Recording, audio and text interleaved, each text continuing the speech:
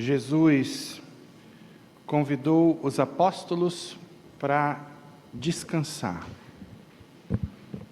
Vinde sozinhos para um lugar deserto e descansai um pouco.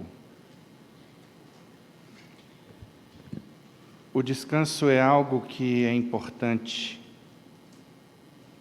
que é essencial nas nossas vidas. Eu estou falando aqui do sono ideal. Muitas pessoas adoecem porque não dormem o suficiente. Se a gente não dorme, a gente não produz melatonina, que é essencial para a saúde. Então, quem quiser ter saúde, trate da qualidade do seu sono. Às vezes a gente vai cuidar de hipertensão, de outras questões que são igualmente importantes, por favor. Mas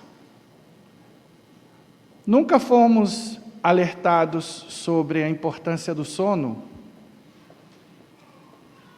Existe até um exame chamado polissonografia, que vai detectar se o seu nível de oxigenação do sangue é adequado. Eu tenho uma doença chamada síndrome da apneia obstrutiva do sono, que muito gordinho tem, que muita gente que ronca alto tem. Se é o caso do seu marido, se é o caso da sua esposa, hora de fazer esse exame. Por quê? Porque tem muita gente que morre dormindo. E aí a gente chega a comentar: nossa, que morte abençoada, morreu dormindo. Por que morreu dormindo? Porque parou de respirar. Não estou dizendo que todas as mortes dormindo são por essa causa, mas muitas são por causa disso. E antigamente se dizia: morreu porque infartou dormindo, porque teve um AVC dormindo. Agora, qual é a causa desse infarto? Qual é a causa desse AVC? A apneia do sono, que é grave. Quem tem apneia e não usa um CPAP, um BiPAP, que são aparelhos que corrigem esse tipo de problema, pode morrer dormindo ou desenvolver uma série de doenças, hipertensão, etc. Eu não sou médico, não vou entrar no mérito. Então, esse ponto é importante. A qualidade do seu sono. Atenção, pessoas ansiosas. Você tem que dar atenção a isso se você quiser saúde. E eu estou falando de saúde aqui porque a pessoa sem saúde está menos disponível para as coisas de Deus. Fica desanimada para a oração, para ir à igreja, para fazer caridade, piorou. Então, precisamos dar atenção ao espírito, à mente, mas ao corpo também. Pois bem, além desse descanso físico, do sono ideal, que varia de pessoa para pessoa em função da idade, por isso é importante uma avaliação médica, existe o descanso mental e espiritual. E aí eu vou entrar na virtude da eutrapélia, que Aristóteles já definia. O que vem a ser?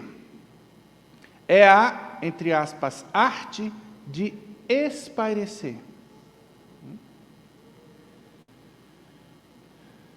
Tanto essa virtude é importante,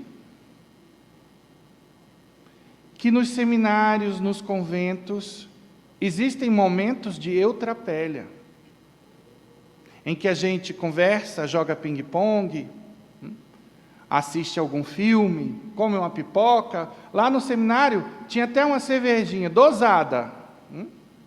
Era um copo para cada seminarista. Era o dia da pizza.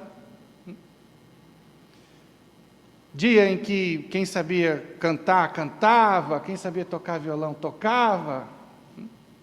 Era muito divertido. E os formadores ficam de olho naquelas pessoas que fogem desses momentos. Porque por trás dessa fuga pode haver algum tipo de transtorno psiquiátrico, algum tipo de problema espiritual e até questões de saúde física. E vejam, agora me ocorreu aqui, ainda com relação ao primeiro ponto, que eu não sabia que tinha apneia do sono. Eu descobri através dos colegas, porque eu morava numa casa com mais 19 seminaristas. Descobri que roncava muito alto, porque um dia eu levei uma sapatada. Eu estava dormindo, voou um sapato em cima de mim. Total falta de caridade do colega, né? Mas, pelo menos, eu atentei para o detalhe.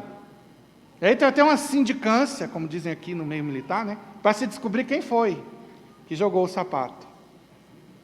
E aí, depois, os superiores tomaram as providências para corrigir o colega. Eu, lógico, que eu perdoei e até agradeci. Porque eu falei, olha, eu peço desculpas, mas assim, eu não tenho como controlar isso. Tá? E vejam, eu estava me tratando com o meu diretor espiritual contra o vício capital da preguiça. E eu não tinha nada de preguiça. O meu problema era cansaço físico. E a gente ali, ó, dando murro em ponta de faca. E aí, graças a Deus, eu vim de férias para cá. Um dia adormeci aos pés do meu irmão.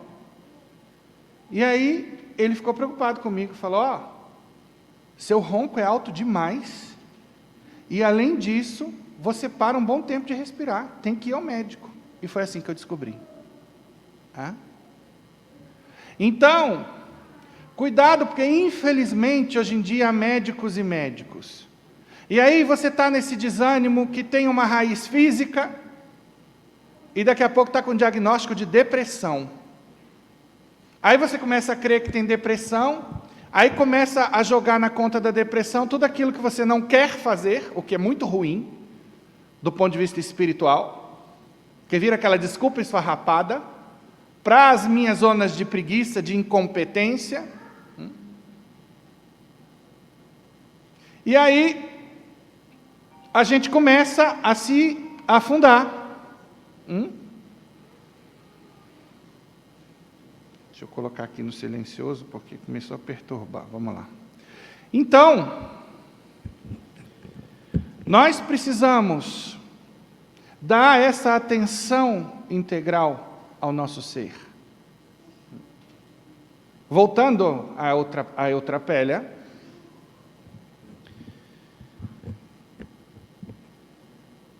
da mesma maneira que o corpo precisa do descanso físico, a mente precisa espairecer. Uma mente cansada não produz. E aí a gente pode chegar a uma doença conhecida hoje em dia como burnout, que traduzindo do inglês significa exaustão, é estafa do passado. Antigamente a gente chamava de estafa. A pessoa fica esgotada, fica irritadiça, fica chorona, são vários sintomas, inclusive físicos, que o burnout tem. E aí eu chamo a atenção de todos aqui, porque muitos são pais e mães, e hoje em dia a gente assiste cada vez mais uma superproteção dos pais, que alejam os seus filhos, na medida que fazem tudo por eles. Não incorra nesse erro educacional grave. Se na sua casa você não tem empregada, todos os filhos devem participar da arrumação da casa, da limpeza, da cozinha, de tudo. Cada um de acordo com as suas possibilidades, porque cada filho é de uma idade. Você não vai botar um menino pequeno desse aqui para manusear faca, né? Para lavar louça de vidro. Existe inclusive uma tabelinha que circula na internet mostrando os tipos de atividades domésticas que cada criança pode fazer. A pior coisa que você pode fazer, pai, a pior coisa que você pode fazer, mãe, é privar seu filho de adquirir estas virtudes. E eu evoco aqui a doutora da igreja Santa Teresa d'Ávila: cuida da ordem, a ordem cuidará de ti. É inadmissível que um jovem se levante e não arrume a sua cama, que se levante da mesa e não leve seu copo, seu prato, seu talher para a cozinha. E se a mãe não tem empregada, que não lave. Então a gente cresce achando que esse tipo de obrigação é do pai e da mãe. Eu fui vítima disso, meus pais fizeram isso com a gente. Que Deus os tenha, não estou aqui criticando, porque erraram tentando acertar. Mas eu era o tipo de adolescente que no banheiro pulava a poça d'água, olha que absurdo. Porque esse tipo de trabalho quem fazia era minha mãe. E eu não fazia isso por mal. É porque minha mãe chegava, não, pode deixar que eu limpo. Se queimasse uma lâmpada, isso era trabalho para meu pai. Gordo, 130 quilos, muito mais velho do que eu. Era quem trocava pneu. E a gente, eu especialmente. E a preguiça vai se instalando na sua alma, a incompetência. E eu um dia, o pneu do carro furou e eu fiquei no meio da rua. E tive que pedir socorro a terceiros. Por quê? Não sabia trocar um pneu. Então, a gente vê, às vezes, pais e mães correndo esse risco de burnout, ou até já doentes de burnout. E o que é pior, com falso diagnóstico de depressão. Sendo que existe aí um esgotamento, a criatura trabalha, chega em casa, tem muita coisa para fazer. Então, a gente precisa se preocupar com uma vida equilibrada. Você, pai, você, mãe, não peca se você vai atrás de um tempo para você. Você precisa disso. Isso é virtude, isso é necessário. Se você não fizer isso, você não vai estar como você quer, maximamente disponível para fazer o bem aos outros. Sabem por quê? Porque saco vazio não para em pé.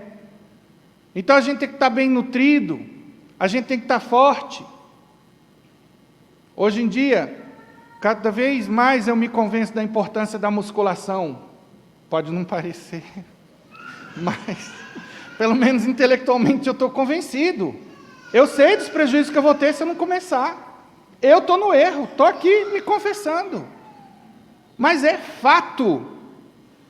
A saúde que brota desse tipo de atividade, anota aí, musculação, vitamina M, faz pesquisa na internet. Vitamina M é, lógico, né, um jogo de palavras para falar dos benefícios bioquímicos da atividade de musculação. Galera que já passou dos 40, anota aí, ou você começa a fazer musculação, ou você vai ser daqueles velhos decrépitos que vivem com a bengala, coitados, pelo amor de Deus, não estou aqui querendo ser politicamente incorreto. Eu falo decrépito não com um olhar desdenhoso para essas pessoas, mas por conta dessa condição física triste. Quem é que quer ficar com a bengala desse jeito?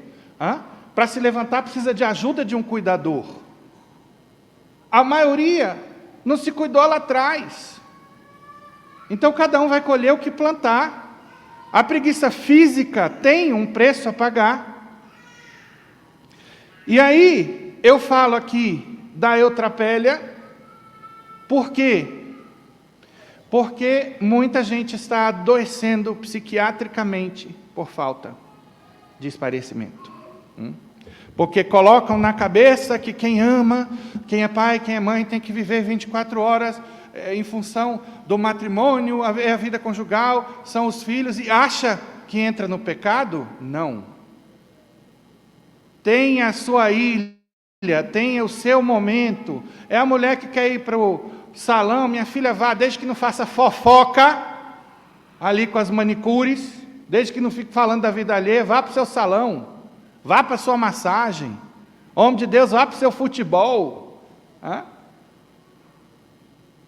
E não precisa andar encangado, não, porque tem gente que coloca na cabeça que quem ama está sempre juntinho. Aí o macho velho coloca a pobre da mulher para ir lá para aquele futebol. Hã? Como é que fica? Ela não gosta de futebol, criatura.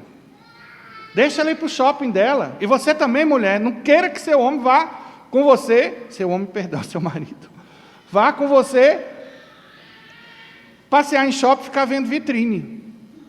A menos que ele goste. Então, no amor, existem esses momentos, essas ilhas individuais. Tem programa que é só de mulher, programa que é só de homem. Tem clube do Bolinha e clube da Luluzinha, como a gente dizia antigamente. Tem, isso não é problema, não é errado, não é pecado, não.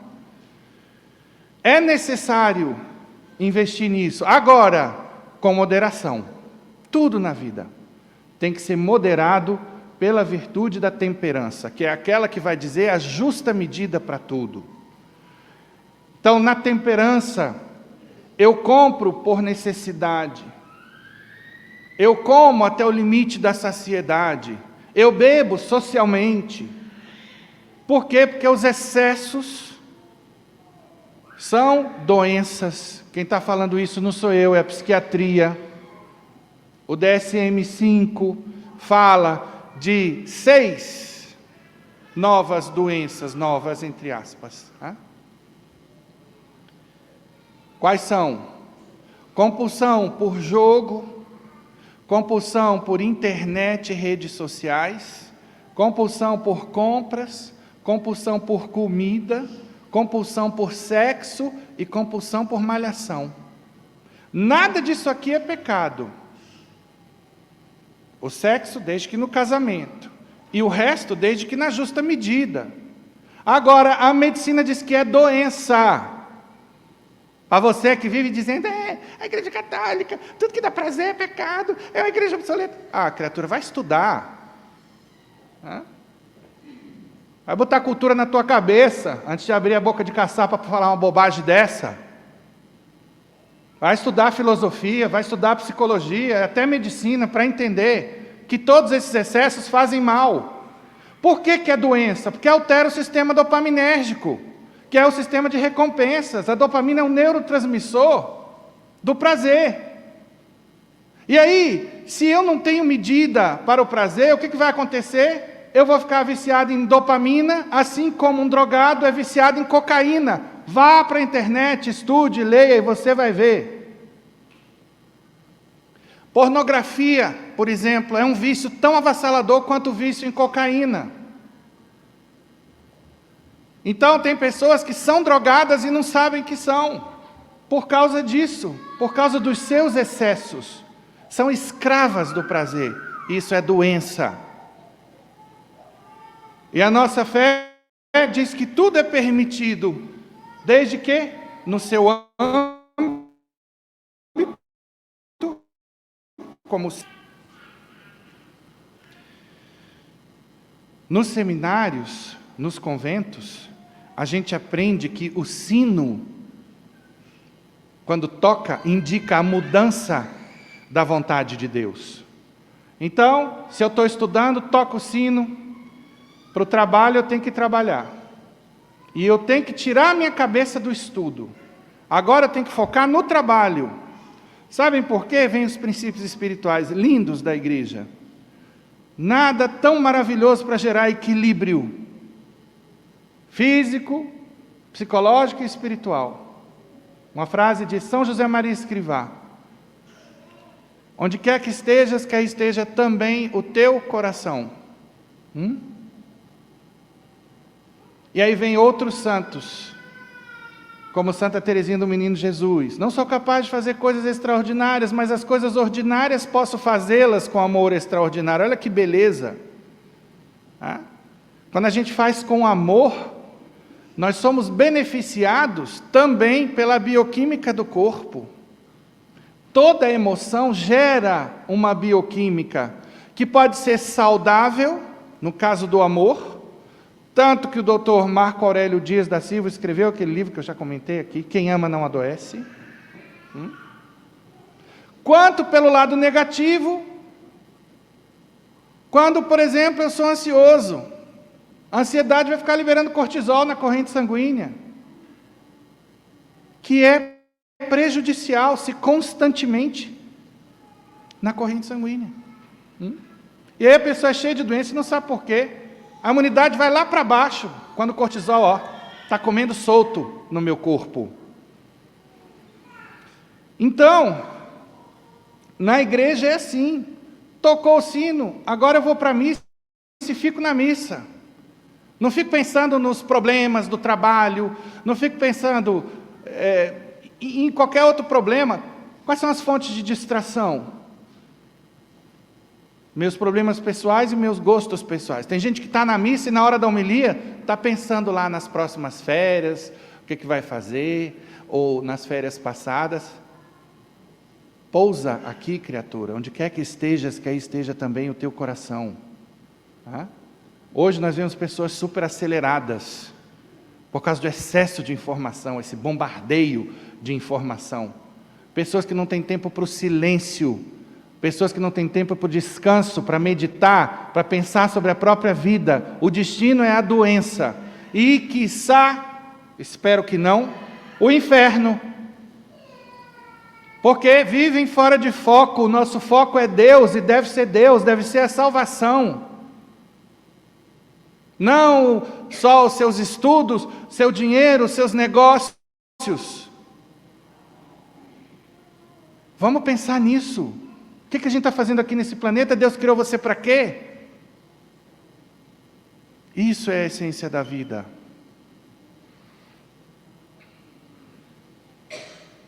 Pois bem, Jesus sabia descansar de verdade. E notem o detalhe da expressão que ele usa no Evangelho de hoje. Ele não diz, ide descansar, como quem quisesse que os apóstolos fossem para longe dele. Ele diz, vinde. Ele chama para si. O descanso, então, não é somente ir para um lugar sossegado, mas estar com Deus nesse lugar sossegado. Estar com o Divino Mestre também no descanso. Hoje em dia, quantos de nós não vamos perdendo a noção do descanso?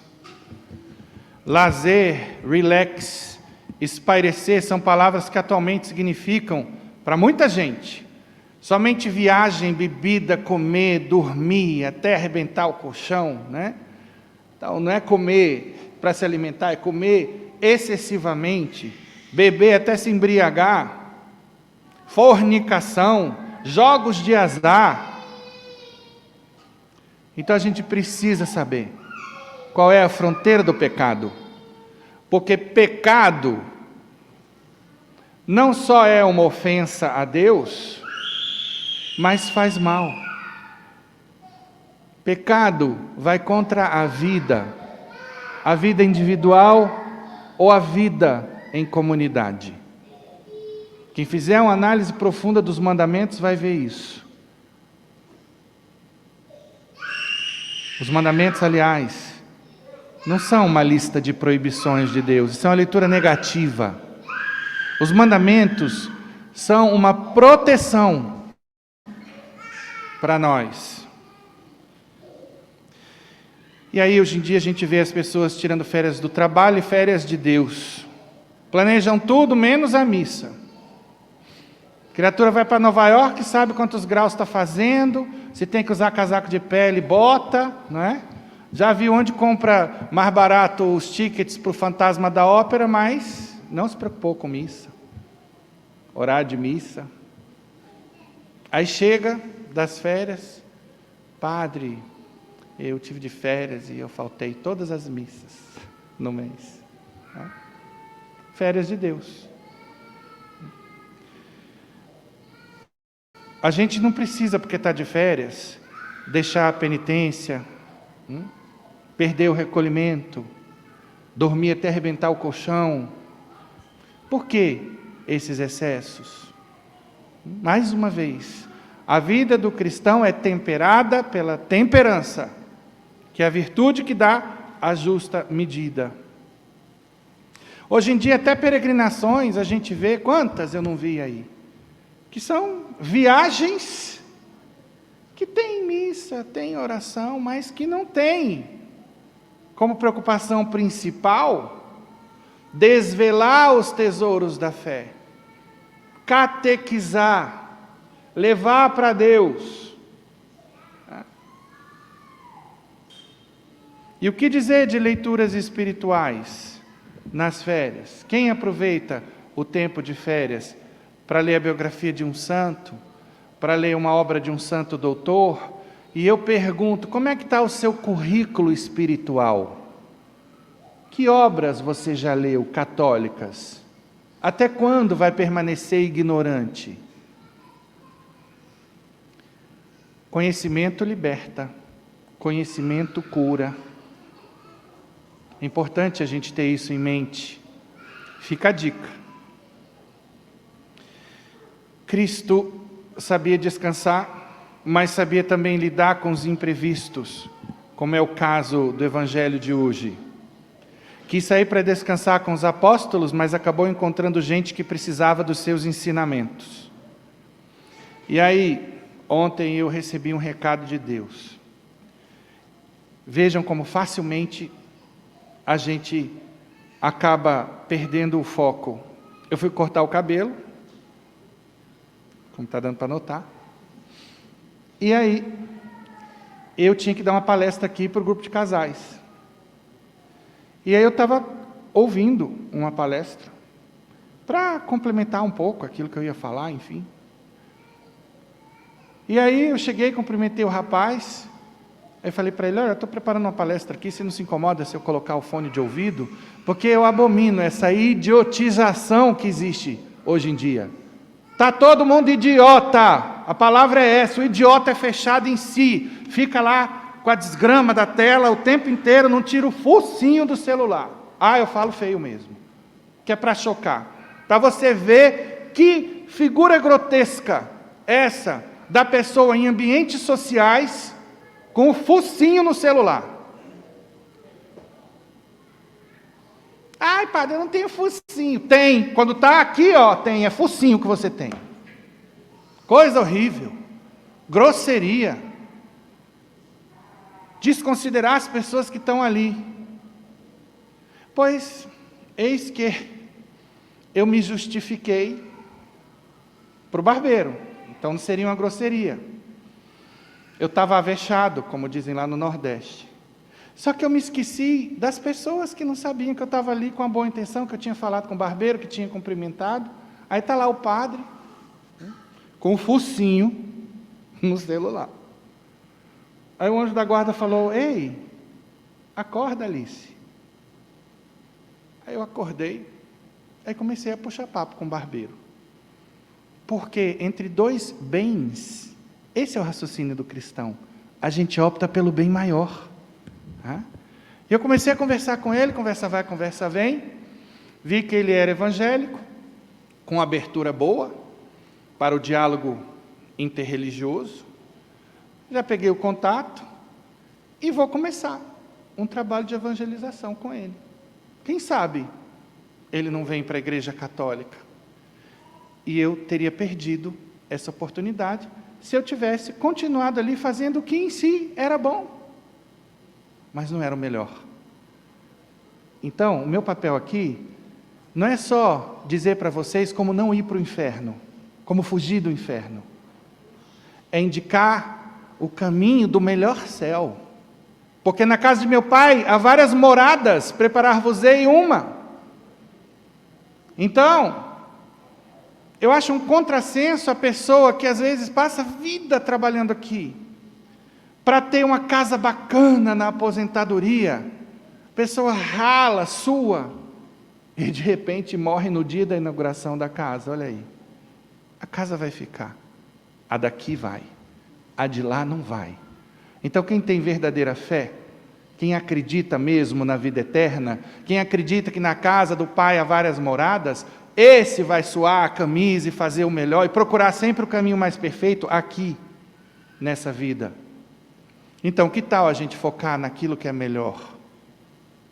Fica a dica número 2.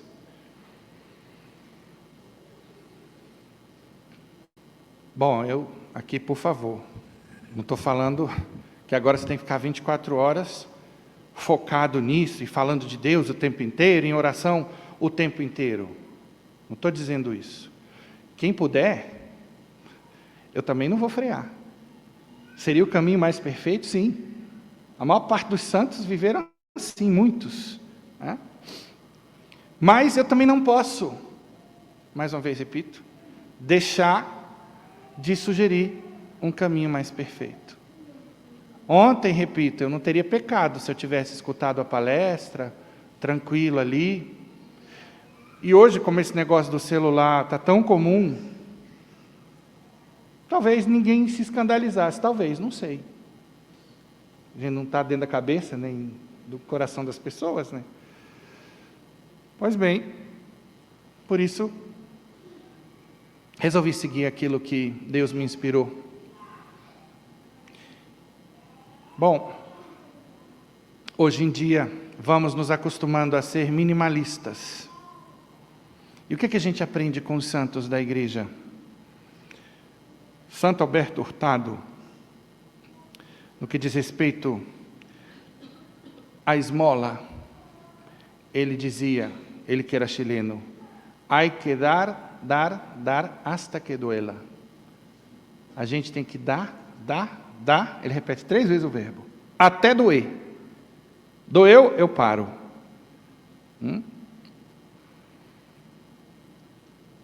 Santo Agostinho, a medida do amor é amar sem medidas. Então,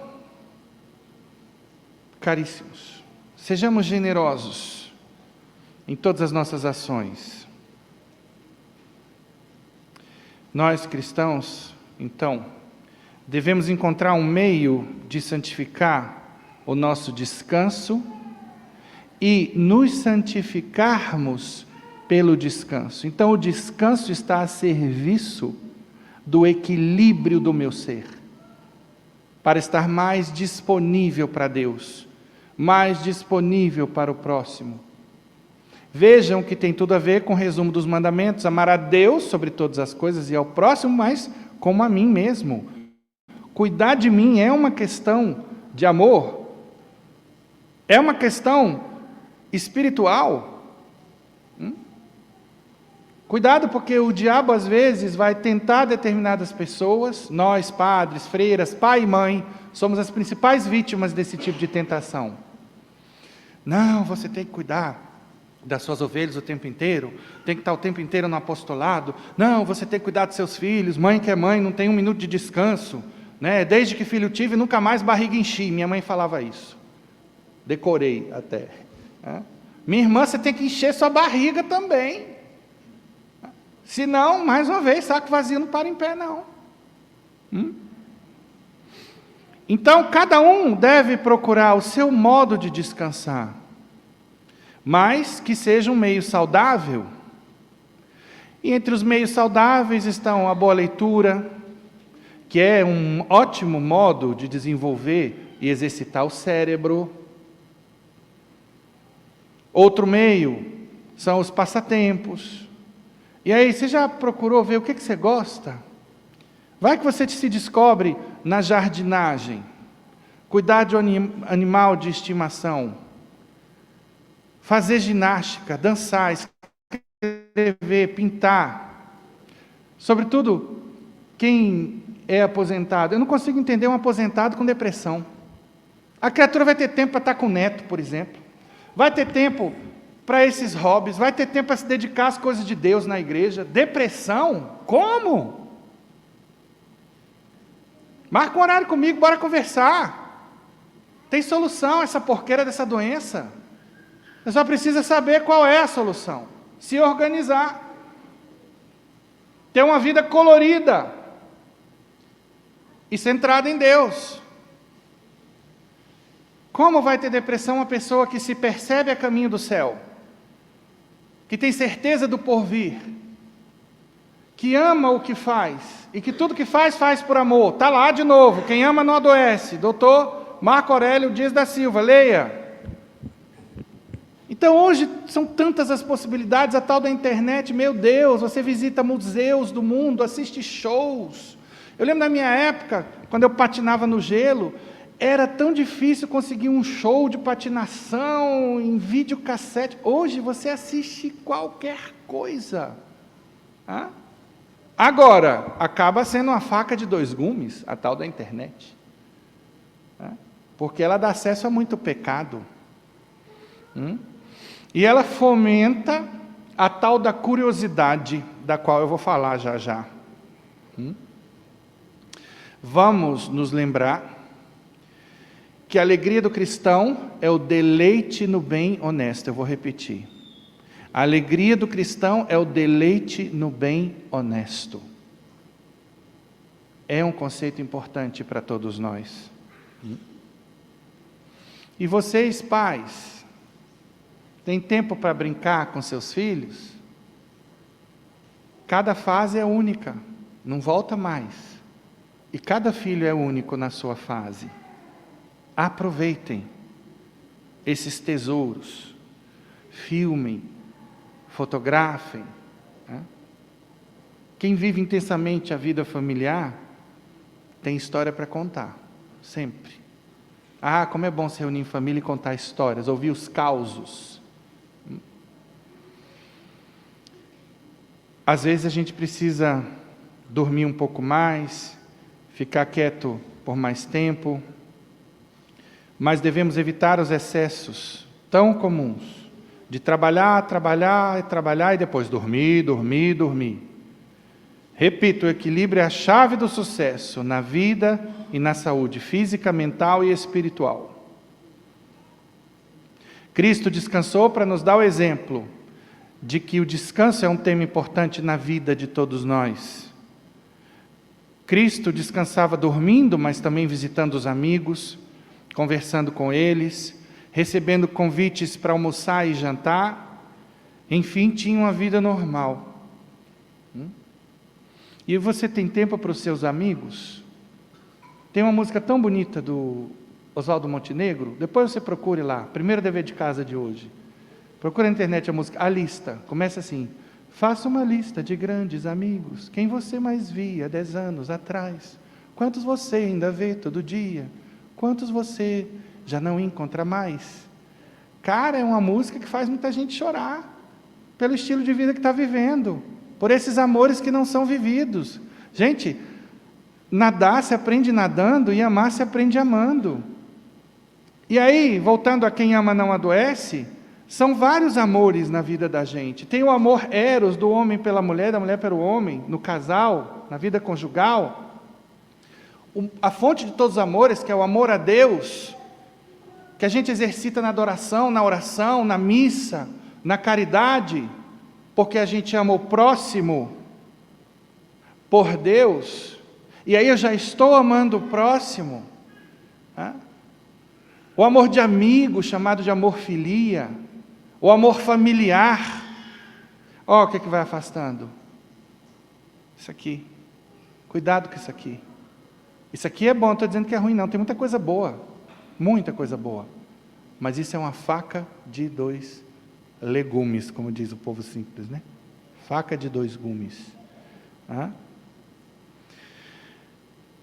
Na obra Caminho, no número 357, São José Maria Escrivá, fundador do Opus Dei, diz: quem se entrega a trabalhar por Cristo não há de ter um momento livre, porque o descanso não é não fazer nada, é distrair-se em atividades que exigem menos esforço. Mostrando aí o foco dos santos, qual é? Caminho 358 diz: estar ocioso é coisa que não se compreende num homem com alma de apóstolo.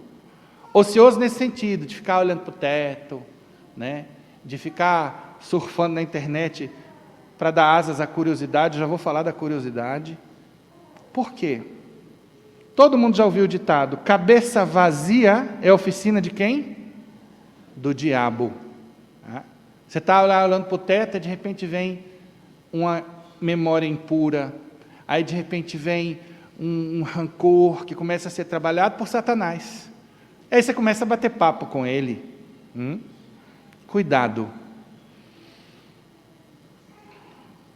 Sempre entendi o descanso como um afastar-se do acontecer diário, nunca como dias de ócio.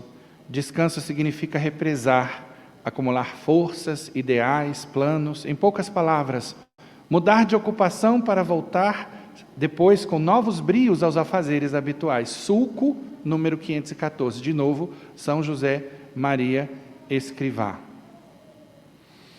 Então, hoje em dia, nós corremos esse risco de cairmos no ativismo.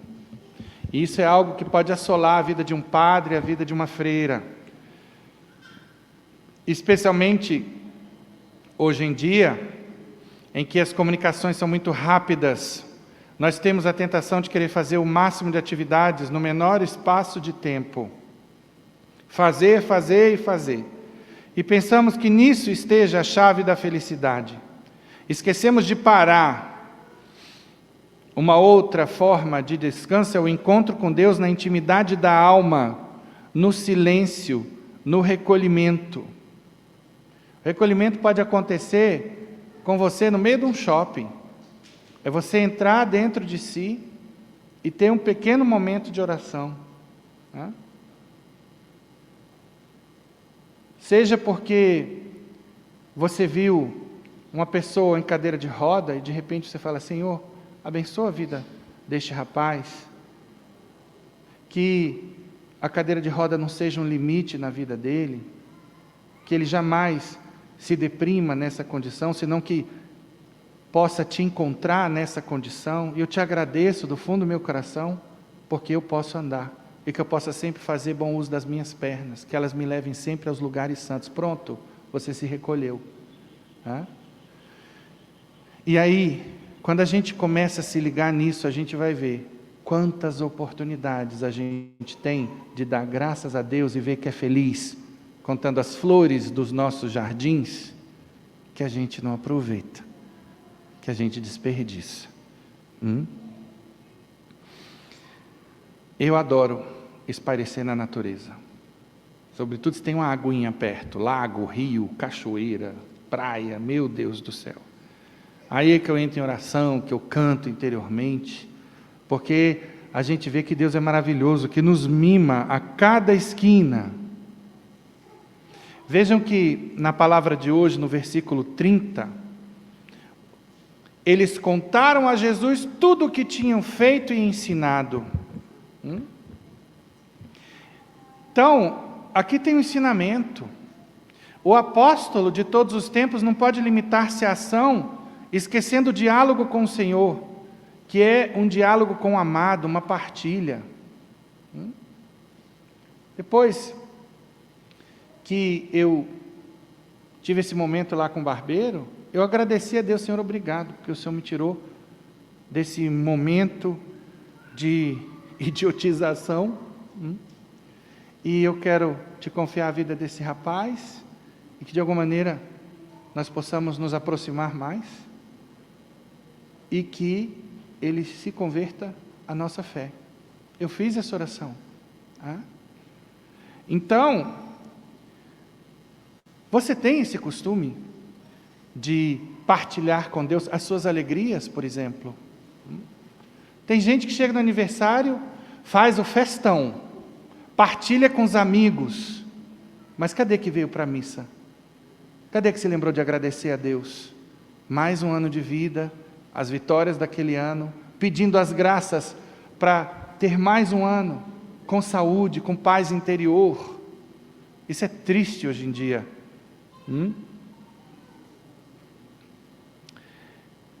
Às vezes na nossa vida de oração, a gente só pede. A gente se esquece de agradecer, a gente se esquece de louvar. Tem gente que não sabe a diferença entre agradecer e louvar. No agradecimento a gente agradece graças pessoais, para mim, para meu filho, minha mãe, as graças que a gente recebeu porque pediu na oração, ou que nem pediu, mas estão aí. E no louvor a gente agradece tudo que está à disposição de todos. Senhor, eu te louvo pela tua igreja maravilhosa, que me santifica, onde eu posso aprender a ser santo, onde eu tenho padres à minha disposição para me confessar, onde eu tenho Eucaristia, te louvo por todos os sacramentos, pelo testemunho dos religiosos que me edificam, pronto. Você pode cantar. Né? Importante passarmos por esse momento. Tem gente que pensa, que é muito triste, que rezar é perder tempo. Né? Que qualquer oração está boa, já rezei. O que você rezou? Um Pai Nosso, 3 Ave Marias, o básico. Né? Nunca veio fazer uma adoração ao Santíssimo Sacramento, porque acha que é chato, ou pior, não sabe. Não sabe. Quem não sabe qualquer coisa na vida, não usa o não sei como desculpa, trata de aprender. Né? Na vida a gente vai se acostumando a maldizer as trevas, ao invés de aprender a acender velas. Sim ou não? Pronto. Hora de mudar. Então vamos atrás de aprender. E aí nós temos livros, vários que falam de oração, de adoração, tem palestra na internet, eu vou citar alguns. Tratado sobre oração de São Pedro de Alcântara, a oração de Santo Afonso Maria de Ligório. Nosso bispo auxiliar, Dom José Francisco, escreveu um livro maravilhoso, livraria, traga esse livro aí, viu? Encomende, que é uma pérola o livro de Dom José Francisco. E entender que a santidade vem através do tripé quaresmal, bora lá? Qual é o tripé quaresmal? Sigla hoje, OJE, O de oração, J de E de esmola, pronto. E, além disso, o estudo e a vida apostólica. Na vida apostólica entra o quê? A caridade. Seja pregando a palavra de Deus, seja fazendo o bem para o meu irmão, aconselhando, corrigindo os que erram. São obras de misericórdia. Pois bem, caríssimos, a oração muda tudo. E eu vou partilhar com vocês o que eu aprendi com um neurocirurgião americano, Dr. David Levy, que escreveu um livro intitulado The Grey Matter, que em português quer dizer tema polêmico, ou matéria cinzenta. Por que esse nome? Porque ele é neurocirurgião, né? A matéria cinzenta é o quê? O cérebro. Mas qual é o tema polêmico do qual ele trata no livro? Toda a dificuldade que ele teve para trazer Deus para a sua prática clínica. A chacota dos colegas, que diziam que ele vivia no mundo da fantasia, porque para esse povo o mundo da religião é o mundo da fantasia. Religião não é ciência, religião e ciência não se misturam, religião é crendice e por aí vai. E é tão bonito ver o testemunho dele, que desde o momento que o paciente entra no consultório, até o momento em que o paciente recebe alta que ele dá, ele reza por esse paciente. Eu tinha o costume de rezar, todo mundo que já se atendeu comigo sabe disso, rezar antes dos atendimentos. Eu vou para diante da imagem de Nossa Senhora e rezo, Vinde Espírito Santo, porque sem o Espírito Santo a gente não consegue fazer nada, não tem sabedoria, não tem discernimento, nada. Peço a Nossa Senhora, a sua intercessão poderosa, São Miguel que mantém o diabo longe da conversa, do coração da pessoa, da mente dela, os anjos da guarda da pessoa e o meu, né?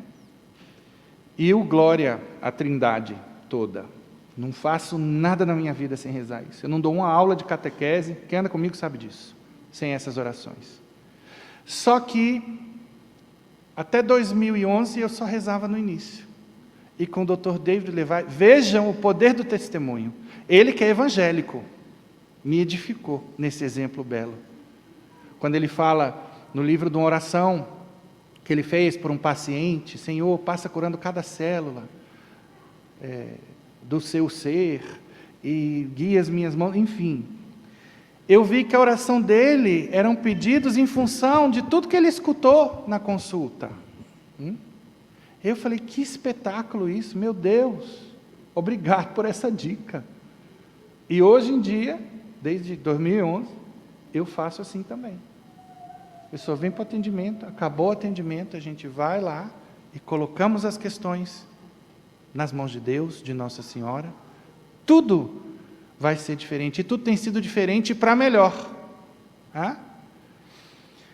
A gente precisa se acostumar a viver na presença de Deus, e não simplesmente nas ilhas de Deus. Quais são as ilhas de Deus na vida das pessoas comuns? É a oração antes de dormir, é a oração ao acordar, é a oração no momento de um perrengue, são as ilhas. O santo vive o tempo inteiro na presença de Deus. Cada momento é um momento para pedir, é um momento para agradecer, é um momento para louvar, é um momento para pedir perdão. Cadê que às vezes a gente se acostuma a pedir perdão na hora que comete uma falta? Chega rapidinho, vai lá no banheiro, bate no peito, reza, pede a Deus a virtude da humildade para ir pedir desculpa se você está com dificuldade, e por aí vai. Então, hoje existe muita desorientação no mundo por falta de educadores. Quem são os educadores por excelência? Os pais e os professores. Agora, muitos professores só querem saber de título, de artigo científico, de direito trabalhista da classe, sem problema. Vá atrás dos seus direitos trabalhistas, vá atrás do seu pós-doutorado, não para captar aplauso, não somente para ganhar mais, mas porque Deus merece o melhor de você. Quem nos dá talentos é Deus, quem nos dá inteligência, saúde, tudo é Deus.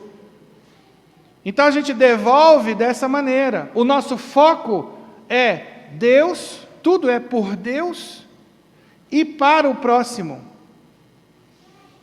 Talentos e carismas nos são dados para o serviço dos demais. Não esqueçamos disso.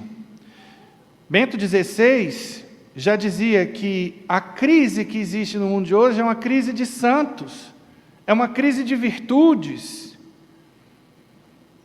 Não teremos justiça se não tivermos justos, dizia ele. O mundo precisa de homens justos, que deem a cada um o que lhe é devido. E às vezes a gente dá aos homens o que lhes é devido, mas não dá a Deus o que lhe é devido. Então, caríssimos, tempo de oração não é tempo perdido, e sim tempo bem aproveitado. Ele torna rendoso e válido todo o trabalho do dia a dia, da vida de cada um. Importa, pois, prestar muita atenção à oração individual e comunitária, e bem participar da Eucaristia dominical. E eu pergunto, na sua casa vocês rezam em família? Quem não reza em família, comece a rezar. Mas meus filhos já estão grandes, já está criado. Dê bom exemplo, mostre que você mudou, mostre o melhor caminho. Se você realmente crê no poder da oração, se você realmente crê que tudo é dom, então vamos começar a rezar antes e depois das refeições. Escutou um problema do seu filho, da sua filha? Meu filho, vamos fazer uma oração aqui, colocar na presença do Senhor, aí você vai ensinar seu filho.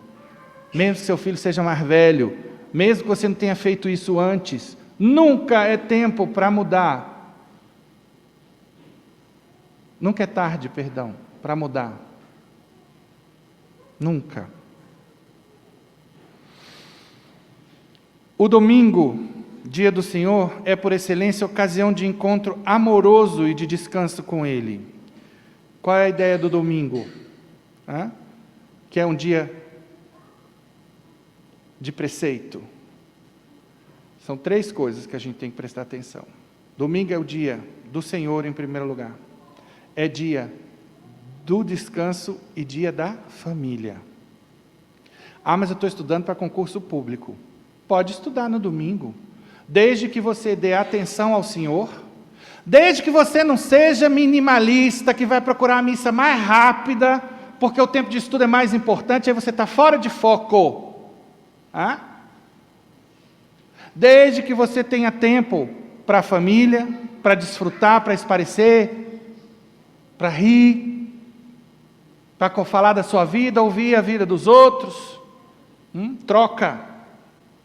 E desde que você descanse. Minha cunhada, nesse sentido, foi exemplar. Na época do concurso dela, ela é promotora, um concurso difícil na área do direito. Eu me lembro que ela Tinha toda uma rotina com meu irmão, acordava, iam, sei lá, caminhar no parque, fazer um exercício físico, depois iam almoçar lá na casa da mãe, meus pais falecidos, e faziam tudo, iam para a igreja, descansava, depois à noite ela estudava com a amiga dela, umas 3 ou 4 horas, uma vida assim espartana, passou no concurso, agora fazia o que era certo, não deixava Deus de lado, porque tem gente que por causa de um concurso deixa tudo e todos de lado, entra em total desequilíbrio. A vida da gente tem que ser um equilíbrio constante, esse é o desafio nosso. Então, a cada domingo, nós devemos retemperar as forças para o bom desempenho da missão que o Senhor nos confia. Eu disse na semana passada e repito, ide em paz que o Senhor vos acompanhe, é um envio para a missão de me mudar a mim mesmo e de mudar o mundo, a partir do que eu ouvi na palavra, na pregação, a partir da força que a Eucaristia vai me dar, aliada à minha oração diária. Santo Tomás de Aquino, no seu tratado sobre a temperança, aborda um assunto, ao mesmo tempo, tão interessante e agradável, quanto atraente e fascinante. O que? A curiositas, que quer dizer curiosidade. O que ele fala sobre isso? Em primeiro lugar, distingue 2 tipos de curiosidade. Uma é aquela que diz respeito ao conhecimento intelectual, e outra é a curiosidade do conhecimento sensitivo, ou seja, conhecimento dos sentidos. Ele salienta que se aquilo que eu estou procurando conhecer é alheio às minhas necessidades espirituais ou conveniências terrenas, ou seja, o meu bem-estar nessa vida, pode facilmente ser nocivo à minha alma.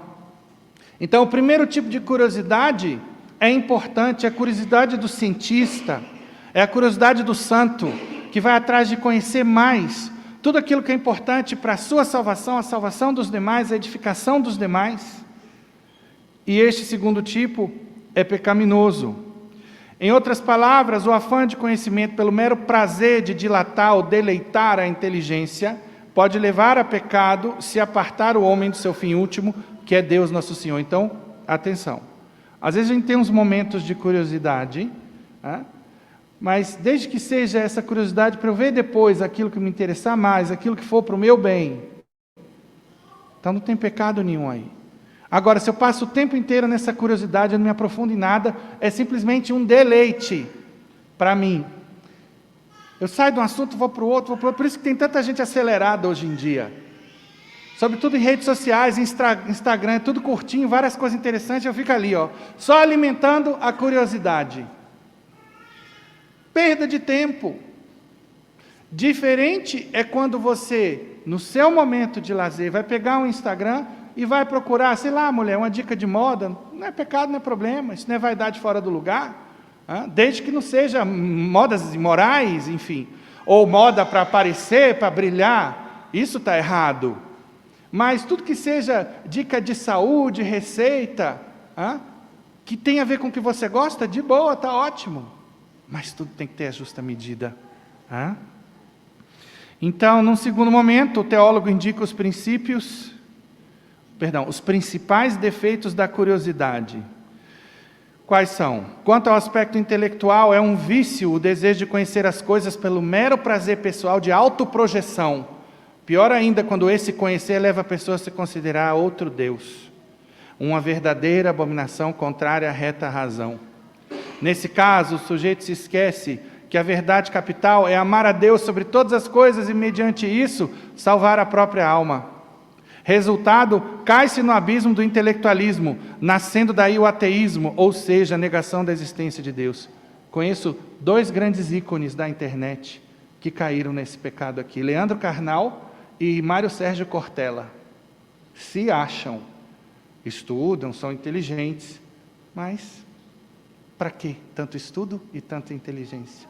De que adianta o homem, diz a Sagrada Escritura, ganhar o mundo, conquistar o mundo e perder a própria alma? Quanto aos sentidos, continua Santo Tomás, existe nos indivíduos uma natural tendência para querer conhecer as coisas que os rodeiam. Depois do pecado original, tais coisas podem facilmente converter-se em supérfluas ou até prejudiciais para a alma. Por exemplo, um olhar que excita a concupiscência.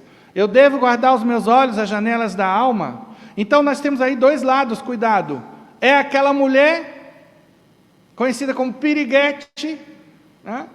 Popularmente, que anda seminua na rua, provocando os homens, ou o homem que anda seminu, provocando as mulheres. Isso é errado e é pecado. Como também os curiosos que ficam com o olho lá, a cabeça frouxa, ó, acompanhando tais criaturas. Não. Então, é a curiosidade que se transforma num vício. Cabe ressaltar que muitas das vezes as coisas criadas se apresentam de maneira neutra. Por exemplo, a TV. Se ela passar a vida de Jesus, ela está a serviço do bem. Se passar um filme pornográfico, está a serviço do mal.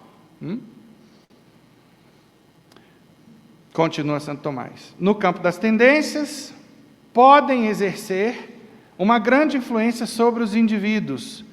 O quê? Essas coisas que em si são neutras. Então, quando que vai ser problema? Quando arrastar para o erro e a corrupção. Quanta traição conjugal não acontece por causa de Facebook, curtidas, né? De ex-namoradas, e assim começa. Instagram. Gente que passa o dia inteiro vendo só coisas de moda, ou comida, ou viagem. Mais uma vez, não é problema você ver matéria sobre moda, comida ou viagem, desde que na justa medida. A pergunta é quanto tempo você gasta com isso? E compara com o tempo que você gasta com Deus. Esse é o ponto aqui. WhatsApp. Quantos homens no grupo de trabalho não têm acesso à pornografia, porque tem sempre um infeliz que manda esse tipo de coisa, é foto de mulher nua. Meu irmão, se está rolando isso nesse grupo, você tem que se pronunciar como católico. Dizer, olha, gente, aqui nesse grupo não. Quem quiser esse tipo de material, vá para outro grupo. Eu, uma vez estava num grupo, e me pronunciei assim, chamei 5 católicos evangélicos, disse, vocês vão votar com o relator, beleza? Eu vou me pronunciar contra, e vocês, isso aí mesmo, não vamos fazer isso não, e tal. Funcionou. Então, faça isso também. E se a pessoa insistir, saia do grupo. Assim a gente dá testemunho. Porque senão, permanecendo, eu dou contra-testemunho. Esse é o ponto. Então, redes sociais têm virado plataformas de exibicionismo e frequentemente criam um mundo de sonhadores que vivem as vidas alheias. Olha que louco! Tem gente que vive pendurada nessas redes, meu Deus! Gente que precisa da aprovação dos outros, do joinha dos outros. Hoje nós vemos solidão a 2, a 3, solidão em grupo. Nas redes sociais se diz o que tem que ser dito e não o que penso, porque se trata de um mundo de aparências. Shakespeare, na obra Hamlet, já dizia, o importante é o que você é e não o que você aparenta. E hoje, Roberto Chiniachik denuncia o mundo do parecer ter e do parecer ser. E aí vem aquele conceito de status, né? O que é status? É comprar o que eu não quero com dinheiro que eu não tenho, para mostrar a quem não gosto a pessoa que eu não sou. Ó que doido. Mas é a cara do mundo de hoje. Repito, comprar o que eu não quero com dinheiro que eu não tenho para mostrar a quem não gosta a pessoa que eu não sou. As redes sociais, ao longo do tempo, deixaram de ser ambientes de compartilhamento de ideias e conversas para se tornarem o cerne da vida social. Elas são úteis para conhecer pessoas, sim, ter acesso à informação, compartilhar histórias de vida, receitas, dicas para a vida prática cotidiana, mas cada vez mais as redes sociais se tornam superficiais. Cuidado! O ponto de partida desse acontecimento são os próprios usuários que não dão o correto valor a essas redes. Isso ocorre porque não se usa a real concepção de rede social. Cada uma delas foi criada para você compartilhar seus gostos, seu jeito de ver a vida, de uma forma leve e compreensível. Hoje, as pessoas fingem ser algo que não são, fingem estar em algum lugar em que não estão, produzem durante horas uma simples postagem em determinada rede. Eu acredito que nós estamos gritando desesperadamente para sermos observados.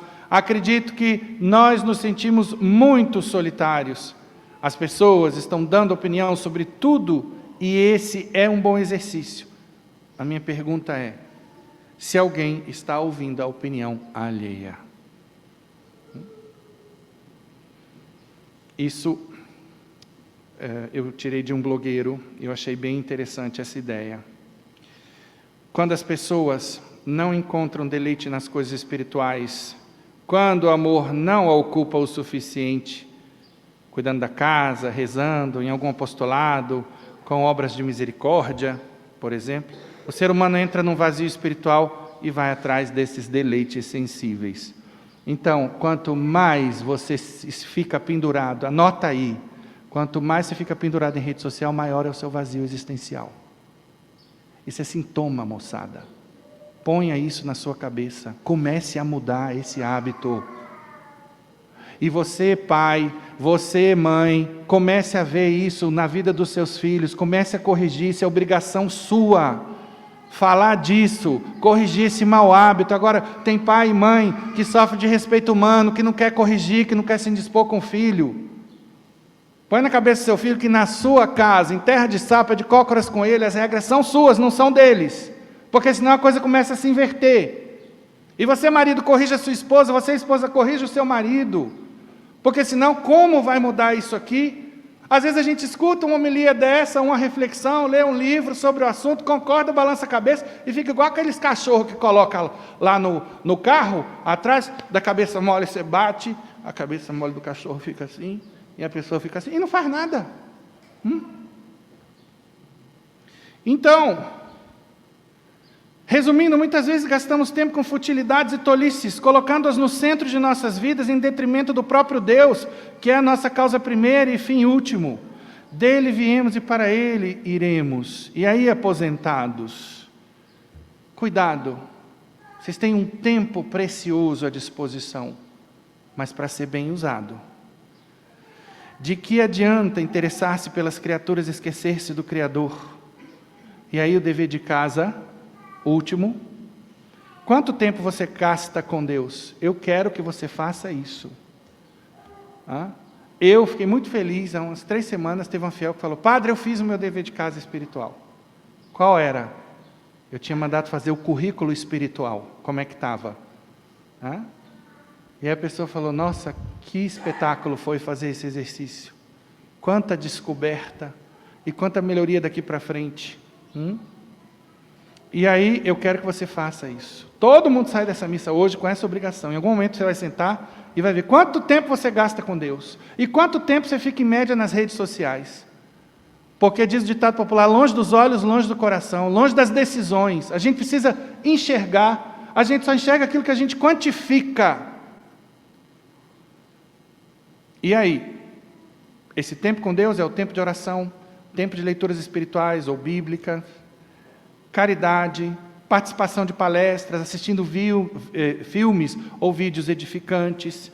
E eu termino com um texto que eu achei interessante, que se chama A Conta Bancária da Vida. A conta bancária da vida. Imagine que você tem uma conta corrente e a cada manhã você acorda com um saldo de R$ 86.400. Só que não é permitido transferir o saldo para o dia seguinte. Todas as noites o seu saldo é zerado, mesmo que você não tenha conseguido gastá-lo durante o dia. O que você faria? Gastaria cada centavo, não é? Todos nós somos clientes deste banco que estamos falando. Ele se chama Tempo.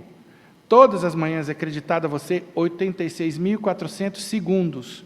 Todas as noites o saldo é debitado como perda. Tudo que você falhou em investir em bons propósitos.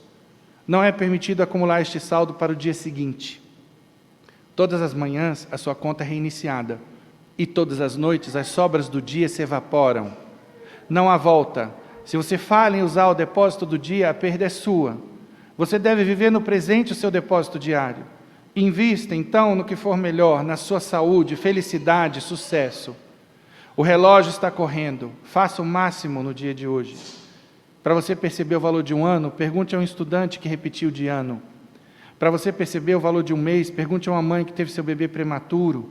Para perceber o valor de uma semana, pergunte ao editor de um jornal semanal. Para perceber o valor de uma hora, pergunte aos apaixonados que estão esperando para se encontrarem. Para perceber o valor de um minuto, pergunte a uma pessoa que perdeu um trem. E para perceber o valor de um segundo, pergunte a uma pessoa que acabou de evitar um acidente.